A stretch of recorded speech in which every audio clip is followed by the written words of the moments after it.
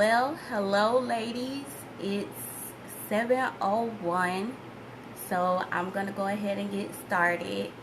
I don't know who is on yet. I see my bestie has joined. If you're here, let me know. Give me a thumbs up, a heart or something. Somebody let me know you here. I'm going to go ahead and get started. Hey. Hi, Kim. Um, hey, Erica. Hey there, ladies. All right, I'm gonna go ahead and get started. I have a few housekeepings before to kind of stall before everybody get on. So first, since you ladies are here, how do you like my hair? Because this is a conversation between me and my husband. He don't like my hair. I love it. So I hope y'all like it. I did it for y'all. Found it on YouTube. Thought it was pretty. Thought it was cute. But he didn't like it. So thank you, Sabrina. Okay, so I want to make sure this is interactive session, so as things are coming to you guys, just go ahead and type it in so I can make sure I know that you're still here with me. A lot of you who are already on know who I am, but I'm going to go ahead and just say who I am. I'm Genevieve. I'm a licensed CPA and financial coach. My personal mission is to embrace change so that I can grow in order to help others achieve the desires of their heart. And one way that I want to do that is through Ponder Money, which is the coaching side of my business. And the goal for Ponder Money is to keep couples together by providing women communication skills in order to speak effectively to their significant other around money. So that's why I'm having this girl chat today, so that you guys can get a little taste of what I have to offer, and also just to share with each other, because I know I don't know everything.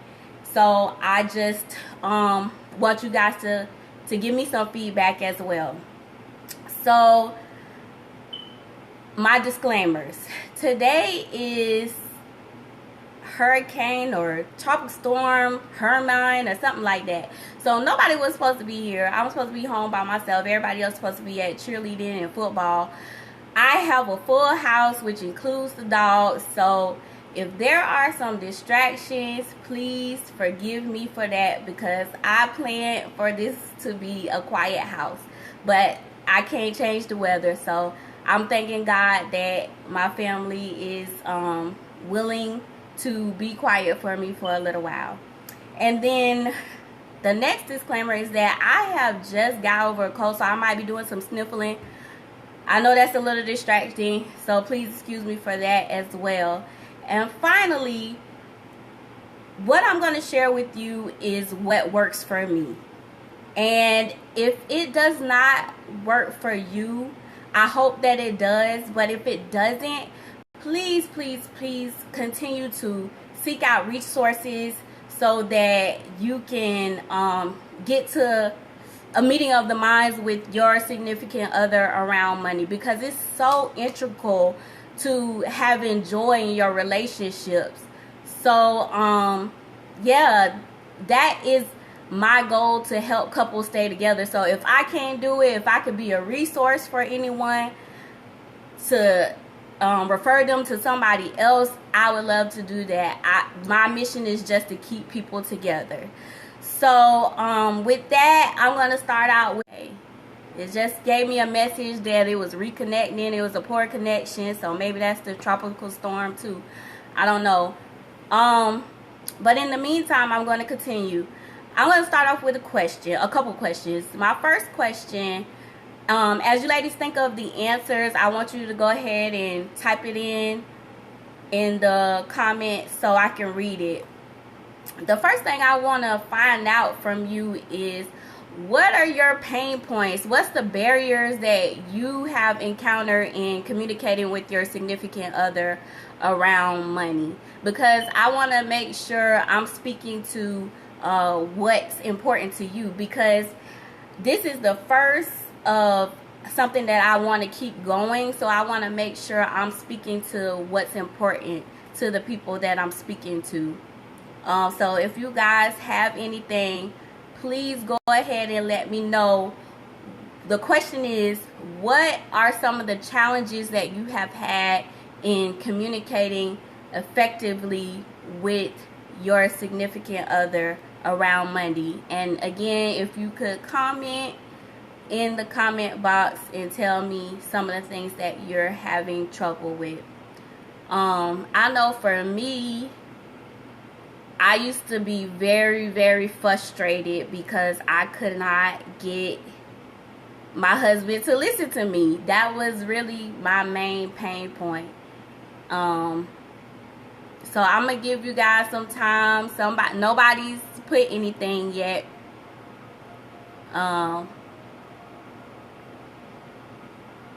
Okay, thank you, Tawanda. She says a lack of understanding priorities and not in agreement or common ground. And that's something that I experienced as well. Communication styles, direct versus indirect communication. Thank you, Sabrina. That's something that I have had a challenge with as well. I am the kind of person that I kind of go down the path before I get to the end point, and my husband just loves for me to get to the point, and that's the way we differ in communication style. Erica, the question is, what are some of the challenges that you have had in communicating with your significant other around money? I just want to know what are some of the things that you guys are struggling with, so I can speak to that. And again, anybody who just joined, I would like you to type in the comments box the answer to the question if you have any question or answers. And I'm also going to be looking off to the side because I have a little bit of an agenda. So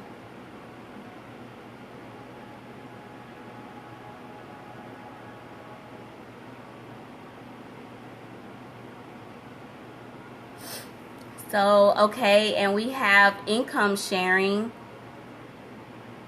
If I'm making significantly less than my partner, how do we divide the income? What to do when he has a my money consciousness, especially if one person is a stay-at-home partner? That's a good question, Karen. I love it. Staying on budget, no matter how many times we try to create a budget, we never stick to it. I definitely had that challenge as well, Laura. So I may not speak to everything that you guys brought up today on this call, but I just wanted to make, or this video, but I just wanted to make sure I know what your concerns are. So the second question I'm going to ask is, in a perfect world, what would a good communication with your significant other look like to you? And if you can, just try to keep it to a couple words, like the first few words that come to mind, so I won't have to read a paragraph. Not that there's anything wrong with paragraphs.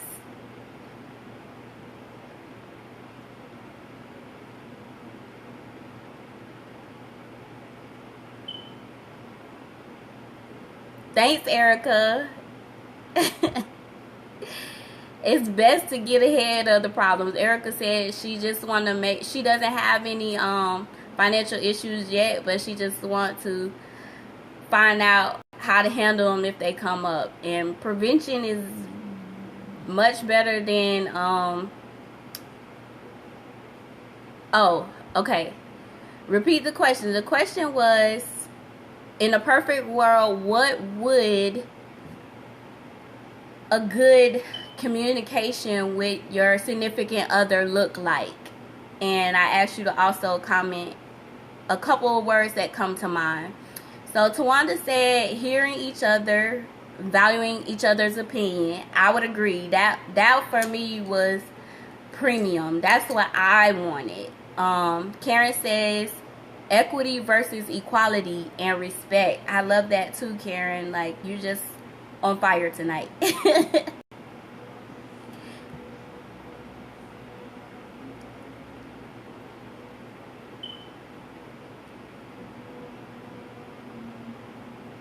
Alright, and I'm gonna give you guys a few more seconds, and then I'm going to move on to my story. Basically, I just want to share with you guys what kind of led me to this path of doing financial coaching, to wanting to help others after I've seen results with me. And by results, I mean, like I was saying before, I went through from being very frustrated with not being able to get through to the other person to now we talk to each other, we listen to each other, we collaborate, we come up with a strategy, and we act on it. And that's what I really wanted. That created so much peace for me in my relationship, is specifically around money. So I'm just gonna start with one of the little pain points that we had early on. Yeah, so and then a couple other things, listening to each other, what the other is saying, not listen to know how you're going to respond. That is a very, very good one, Sabrina. I call that listening while you're thinking about how does this affect me, instead of listening to the person just to really hear what they had to say.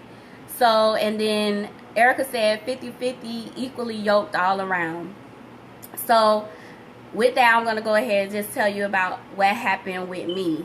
My husband loves investing. Like, he feels like that is one of the ways to wealth accumulation. I honestly agree with that. However, I rather save. Like, I just rather put my money in the bank account, let the compounded interest do its thing, and gain my wealth that way. So when he came to me with an investment strategy, I will always what if him to death. Like, basically, he likes to invest in events. So I'd be like, what if people don't show up? What if it's going to cost this amount instead of that amount? What if it rains? What if Jesus comes back that day? It'd be all the what ifs. So I would go ham, because I was saying about Sabrina's comment, I would just get in this whole how is this going to affect me mode. So he started to stop telling me about things that he wanted to invest in. And I noticed that. And it kind of hurt me, because one of the things I love the most about our relationship is that he came to me for advice.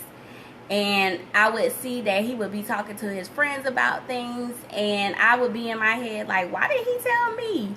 And then it kind of all came to a head when we were having a conversation about an investment that he wanted to do.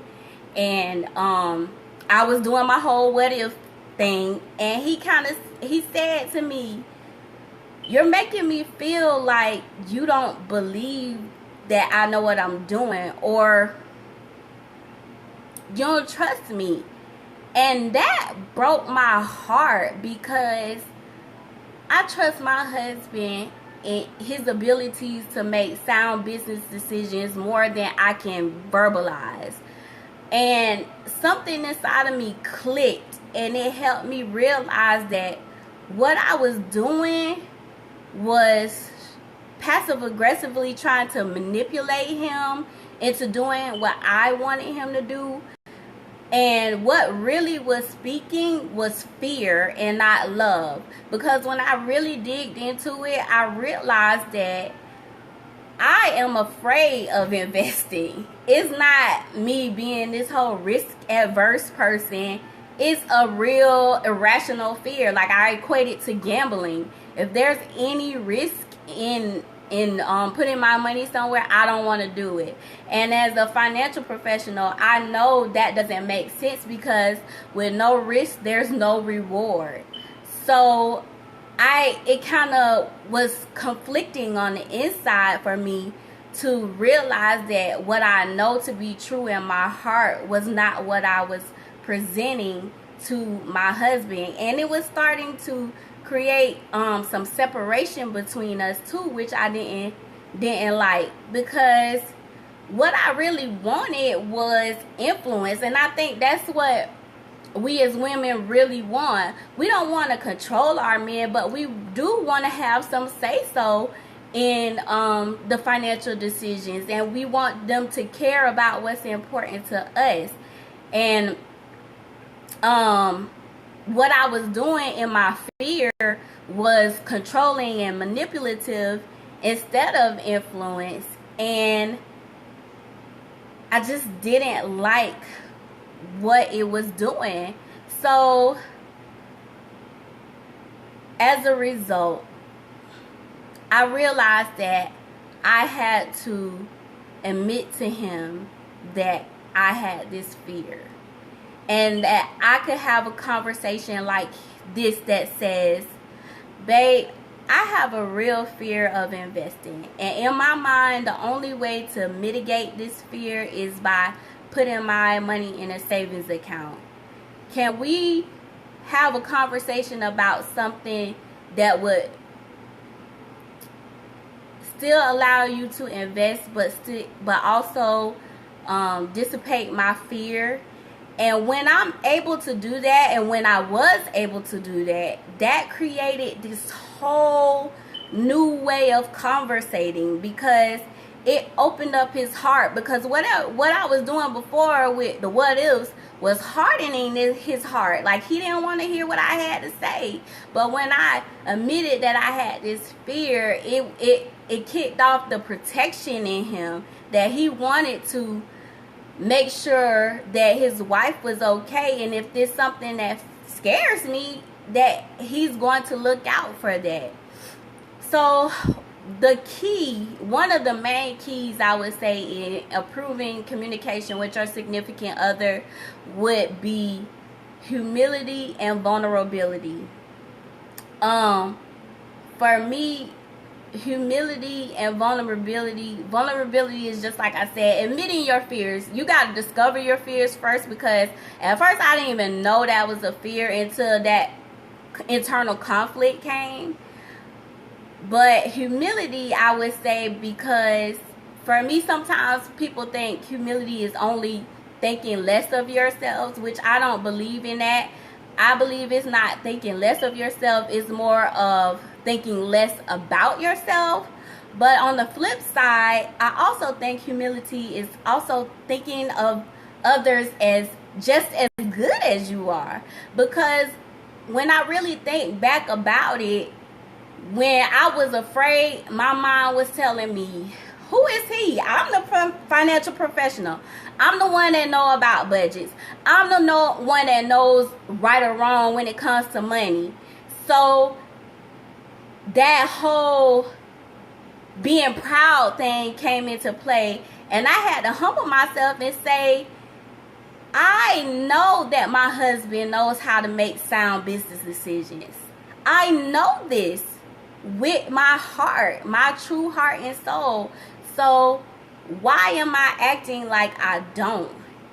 And that humility, bringing him up on the same page, is what changed my mind. Because the truth is that when you look at your husband that way, you can both see the strengths that you both have, and you can bring them to the table. And when he makes these investments and I bring my best self to the table, Instead of saying, you know what, let's agree to disagree, and he over here doing investing and I'm over here doing saving, it wasn't working. I'm able to say, babe, those expenses that you calculated aren't all the expenses they're going to be. So I can sit down on my computer and do this little Excel sheet and do the variance and tell them where it's going to be. And then I can ensure, or at least help to ensure, that that investment that he is making is going to be successful by bringing my best self and my strengths to the table. And that's what we're looking for, that collaboration, that meeting of the minds, that bringing our best self to the table, not kind of pouting and saying he's not doing what I want him to do, so I'm not gonna be bothered. So I know the fear about humility is that if I do that, he's gonna take advantage of me. That was my fear. It was like, if I humble myself, if I listen to him, I'm never gonna get what I want out of money or anything else. And it's so wrong to believe that, because it opens up that door. It softens their hearts to listen to you, because like I said, men want to be your protector. They really, really do. And the thing I think about is, the only other thing I think about is when I was afraid to be humble, I thought, if I let him make this decision, I'm going to lose everything. And then something had to click in me to say, there is nothing that we have not built that we can't rebuild. And even better. It's just like what I say every time my computer crashes. It's faster the second time around. But at the same time, together you can rebuild. If you guys are separating, it's going to be hard. But if you're together in this, if you bring your best selves to the table, then you can get it done. So that was basically the one key that I wanted to let you guys know about just humility and vulnerability. There are several more. That's just one pea in the pod. And that's why I really want to keep doing this. Sabrina, I see your question. It say, what if there is a lack on both sides with sound investment? Do you recommend anything of both sides have not made sound investment in the past? Okay, here's my personal belief. I believe everybody within them knows how to manage their own money. I believe that God has put you here for a purpose, and your money is just a tool for you to achieve your purpose. Now, if we're talking about technical investments, yes, you reach out to another resource, a financial planner that can give you advice. But at the end of the day, you need to know deep inside of you what is the best thing to do. So that, I don't know if it answered your question, but I hope so. Let's see. So I know this is advice, and advice helps, but to really have lasting change, I really think you need application, which is what I call wisdom. Wisdom is applied knowledge. In these calls, these videos, I can give you knowledge, but to apply it, you need to do some work, some real work. And that's where I feel like I come in, that I'm that accountability partner that gives people that help that they need to do the work that they have to do to get to this level. Because like you said, Sabrina, being humble is hard. It's very hard. And let me tell you, it was hard for me. I was crying, praying, everything, because I knew that was something that I needed. And the whole kind of reason why I had this event private is because I wanted to ask you ladies, as I venture into offering these services, what are formats that you would like to get the knowledge in? Would you like in-person sessions? Would you prefer online sessions? And again, I want you guys to comment and let me know so I know how to offer it to you. I was thinking of doing an intensive 2-day course or spacing it out over a few weeks. Whatever you guys want, I want to put the knowledge out there for you so you can have collaborative, lasting, loving relationships. So that's my first question. What kind of format works best for you guys, in person or online?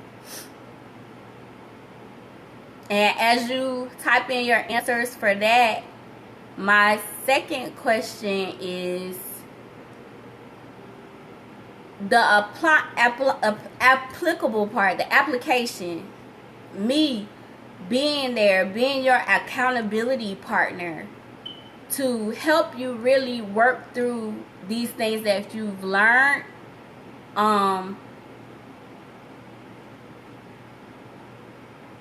What would be the monetary value to you for that? Because as much as I can give out this free information, as much as I can give you information, some of you really are going to need help in applying the information. Like, some people can get the information and run with it, but some people really need somebody to hold their hand and walk them through some of the tough times. Somebody needs somebody to cry with and all that good stuff. So my second question is, what is the monetary value you think to having somebody who can help you accelerate the process of getting good communication? Because let me tell you something, it took me 2 years to get to where I am, and I talked to my neighbor and it took her 30 years to get to the mindset that I am right now.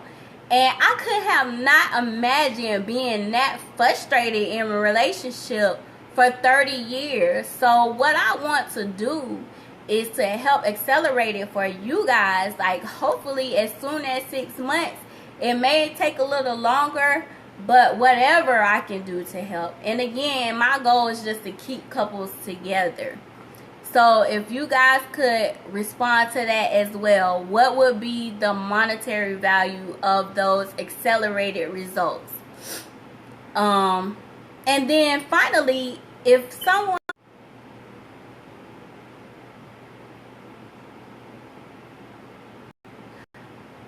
my phone clicked off for a little bit. So Sabrina asks, can you be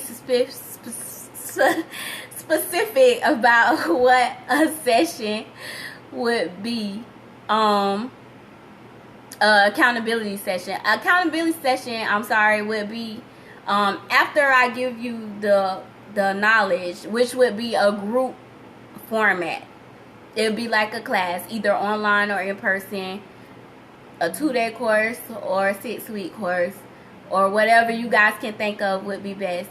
But the accountability would be like the one-on-one coaching or group coaching, so we can really dig into your specific situation, that I can really help you with stuff that is really happening, a poor connection. So that my screen says loaded too. I'm sorry guys, the tropical storm is interfering, but hold on guys, I just want to make sure we're still on. Okay, so again, my question is, what would be the monetary value to you? And finally, if you guys are pros at this, if you and your significant other got it together down pat, you don't really need my advice, you just here to support me, I love that. What I would like you to do is to inbox me. I want to pick your brain. I want to know what you know so I can help others spread that knowledge and that way I can reach out with, combine what I know with what you know, and hopefully touch more people. So that's my request for anybody who's kind of got it working for them. And then, so with that, I'm just going to say I plan on having the next session on September 22nd. Again at 7 o'clock. That's a Thursday. I would like to know if you guys could tell me what topics you would like. Because I know you already kind of said what doesn't work for you or what isn't working for you, but if there's anything specifically that you want to know about, I want to know so I can speak directly to that in next sections. If not, I'll just come up with what I think is best. Okay, so we had some inline in person, depending on the format. Erica said phone worked great for me as you being my financial coach. You helped me get all my business affairs in order, my student loans on deck, my credit score way up. I was able to get a new car. She said a lot of stuff. So I already have read reviews that how I'm able to help people.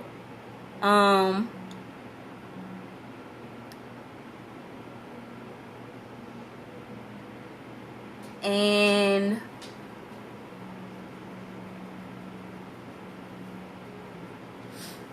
okay, Sabrina, that's a good example. She says examples of what sessions would be like.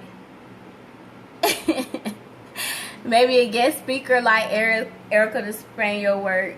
But I know you guys can read it. But yeah, so that was pretty much it for me for today. September 22nd at 7 o'clock. I'm going to send out another invite to you guys. I really, really pray this help. And at the very least, I pray that you use it. You try it. Try to be humble. It's hard, but it's worth it. Anything worth having is worth working for. So put your best self out there. If you got to pray, if you gotta give yourself to the universe, whatever you gotta do, do it. And I'll see you guys next. No, it's not next week. It's like a couple weeks. I gotta get past September 15th because I do taxes too, and that's a big deadline. So September 22nd is going to be the actual date. Alright, unless you guys have any more things to say to me, any more questions for me, I'm going to call it a wrap. And I thank you guys so much for your feedback, your interaction, your thumbs, your hearts. It makes me feel really, really good to get hearts.